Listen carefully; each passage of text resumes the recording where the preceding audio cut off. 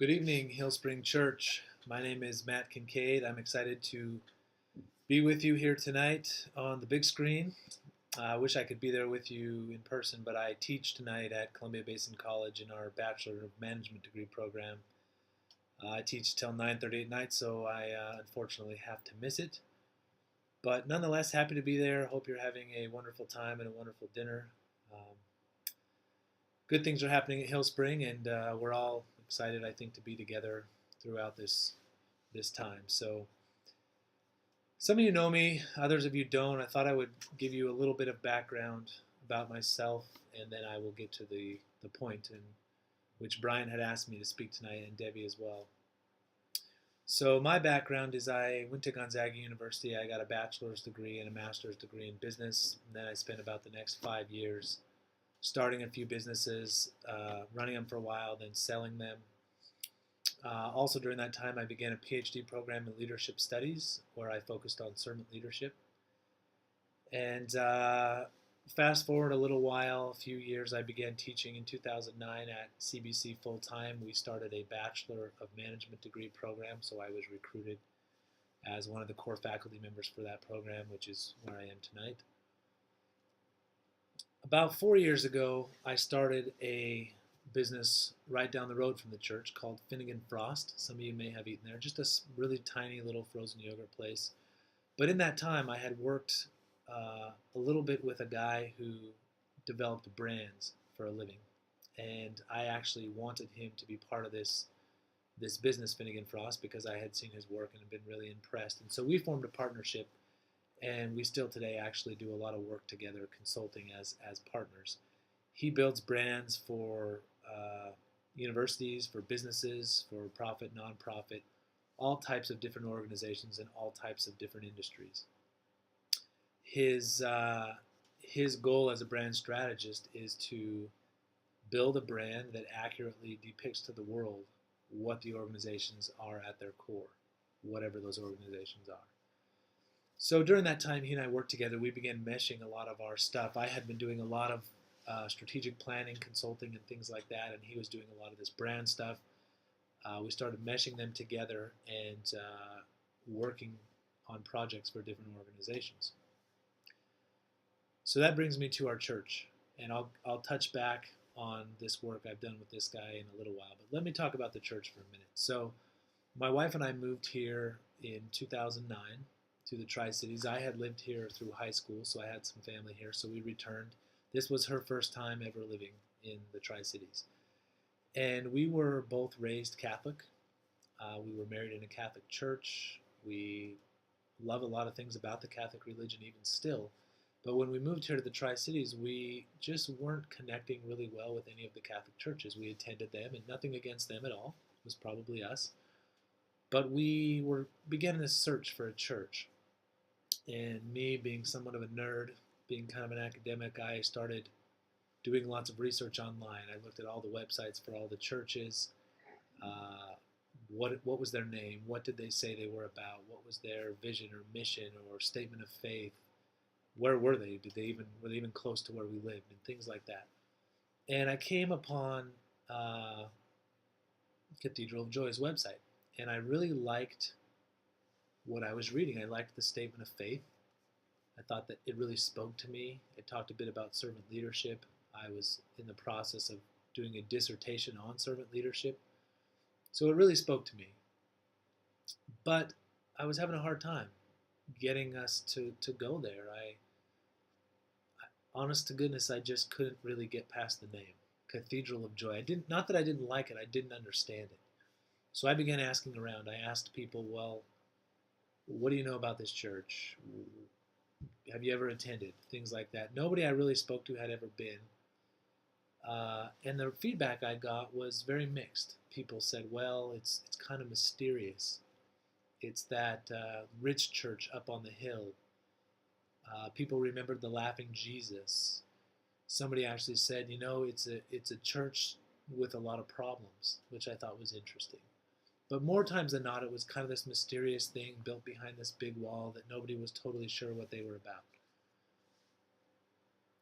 Nonetheless, Elena and I decided we would give it a shot. We had nothing to lose, and I still liked the statement of faith that I read on the website. So we went, and that was about 5 years ago. So we go Sunday morning. I don't remember which service. I think the 9:30 service. And we walked in, and people shook our hands, and they greeted us. And we had one small child at the time, and they said there's childcare downstairs. And we thought, okay. And we went in, and we sat there, and we sat next to a couple, and they greeted us, and we talked for a little while. The music was terrific. Brian came out and said, hey, my name is Brian White, welcome to church, which I thought was kind of cool that he was introducing himself, even though he was the pastor who was there every Sunday. And what stood out most to both of us was we didn't feel like the out crowd, if that makes sense. We had gone to several other churches in the area prior to this particular Sunday, and in each church, it seemed a little bit to us like there was an in-group and an out-group, and we were kind of the out-group. We didn't quite belong. They were glad we were there, but we weren't really in with them yet, part of their group. But at Cathedral of Joy that day, we felt very, very welcome. It was a very open arms. We're glad you're here. We welcome everybody. We don't care your story. We're just happy to worship with you. And it was this really good feeling. And as we drove away, we talked about how much we had enjoyed the service. We enjoyed the music. We enjoyed the message. And we really enjoyed meeting a whole bunch of people. The first day we were there, we probably shook hands with 25 different people. And I remember thinking in my head, this brand, Cathedral of Joy, and this name doesn't feel right. That's not what I just experienced. What this mysterious thing people had described wasn't what we had just experienced. It felt very misaligned to me. So I sort of just had that in the back of my mind. I was beginning to do more of this consulting work around brands and branding and strategic planning and that type of work. So I had this in my mind, but it wasn't my place to not like the name. And it's not that I didn't like it, it just felt misaligned. So I want to tell you just for a minute about brand. So let me dive into that a little bit, and then I'll reconnect. So this idea of brand it's basically an organization's reputation. So people think it's your logo, people think it's your name, they think it's your website, it's your color palette, and it isn't any of those things. Those things are all part of the brand, but what brand really is your reputation. So as humans, every day we are responding to things. We're responding to our environment. We're responding to the way people speak, the way people dress, the colors they choose to wear, their manners or their lack of manners. Everything around us causes us to react in some way. Now, it may not be an overly explicit outward reaction, but we react. It may just be a very subtle feeling inside of us. But things make us feel. We go through our day and we feel things. You'll remember a conversation you had with somebody that left you feeling bad.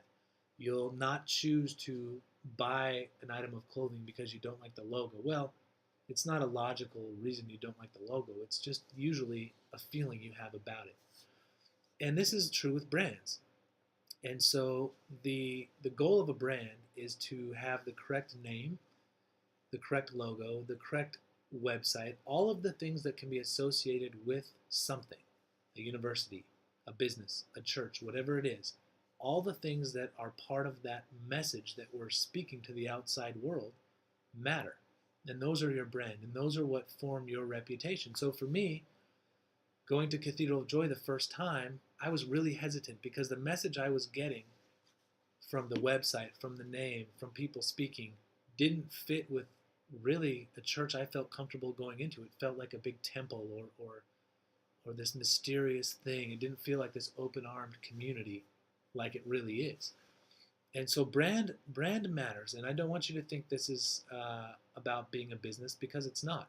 It's really about communicating to the outside world and allowing the outside world to really feel and perceive what is most accurate to your organization.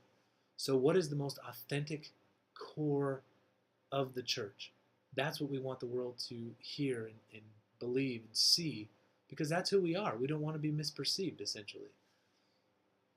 So fast forward to about a year ago, I was having coffee with Brian. He and I have coffee maybe once a month.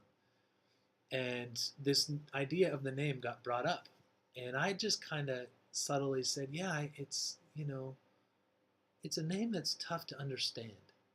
I don't know what it means to be a cathedral of joy. And it might just be me, but I said, and I explained the story about how we almost didn't go to church there purely because we were perceiving the church to be something that it actually wasn't. We didn't get the feeling from people we spoke to or from the website or the name that it was this open-armed, super warm, friendly community where people were devoted to following Christ, and they were there for each other, and they took care of each other, and they were happy we were there. We didn't understand that through the brand. And so I was explaining this to Brian, and I had begun doing a bunch of work with my consulting partner who owned Finnegan Frost with me before we sold it. And we had a workshop that we call the Self Workshop. And it's basically trying to get at the very core of any organization. It doesn't matter if it's a church or a for-profit or a university. Trying to understand, what is this entity at its most core level? What are its values? What does it care about? How does it behave? All of those things that make up a personality. So we would call the output of this workshop a brand personality. And so we talked for a long time about this, over coffee several times, a lot of prayer, a lot of discernment to try to figure out, could we put the key stakeholders in the church through this type of a workshop? And so we eventually decided to do that. So we had 25 people in a room, several-hour workshop going through a bunch of exercises, a whole bunch of conversation, a lot of prayer, a lot of discernment, a lot of just iterations on who is the church at its most core. And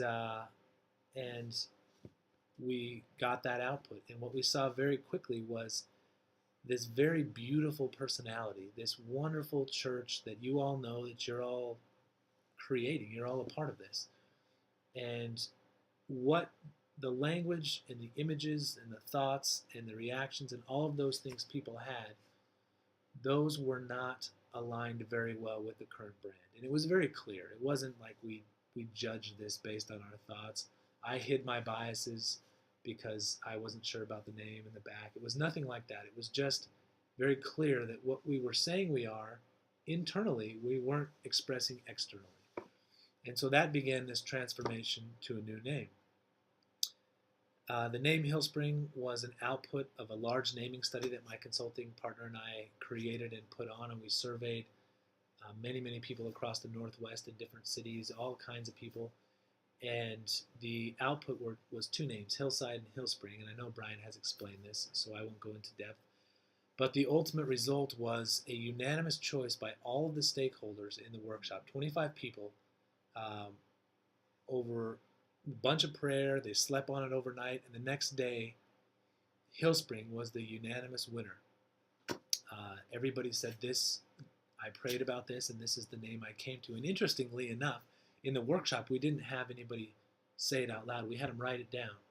And it was the first time we've ever done any kind of naming where it was unanimous. Getting 25 people to consensus on a single name is pretty astounding. We hadn't actually ever seen that before.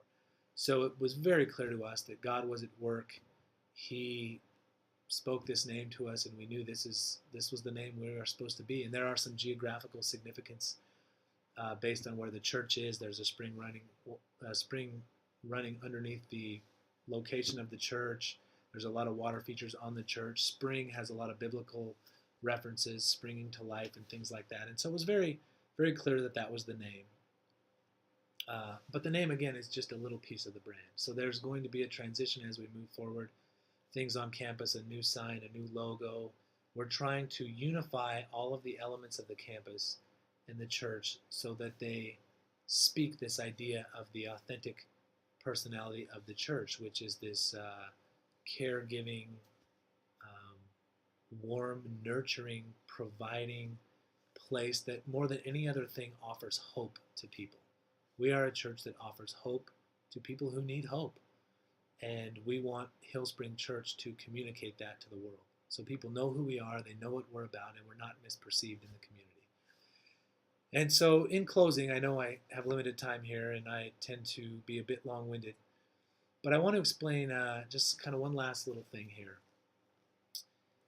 As we all process this change together and we transition into this new brand, it's important to really keep in mind that our church, our community of people worshiping together, has not changed. We are who we always were. We are now just trying to accurately convey that personality, that authentic core to the outside world, to people who think about us. So when I ask people, hey, what do you know about this church? The answers I get aren't, it's that mysterious church up on the hill behind a wall. It's the Laughing Jesus church. Whatever they say, we want the message to become, and it will take time, but we want that message ultimately to be who we really are, which is this wonderful group of devoted followers of Christ who give people hope. And that's the way we want people to describe us. So that's kind of our goal. And as we go through this transition together, um, it's a change. And change always creates some adversity, a little resistance, things like that. That's completely normal. You actually should feel a little bit inside this uncomfortableness for a second. Hopefully it's gone away by now, but if you're still feeling that, that's completely normal. That's totally okay. It's change. Change comes with it this idea that I don't want to change. I like where we were. We've been like this for a long time. But at the end of the day, we are still who we are. Our church is a very healthy, the healthiest it's been in the 5 years that I've been attending by far. And we're just ready to move into this new phase where we get to tell the world accurately who we are, what we're about, why we exist, and make sure that welcoming message is heard from all of these people in an accurate and authentic way. So again, thank you for a little bit of time tonight explaining just a little bit more about the brand and the transition. And I want you to know that we wish we could be there with you tonight. And our family is honestly deeply in love with the church. We love going there. We love having this church home that our kids ask about. They say, hey, are we going to Jesus school today? And of course it's Wednesday. We say, no, not till Sunday. We've met some great people. We have an awesome life group with a couple families from there. And I'm honestly just super excited about the direction of the church. And I hope you all are too. Thank you for your time.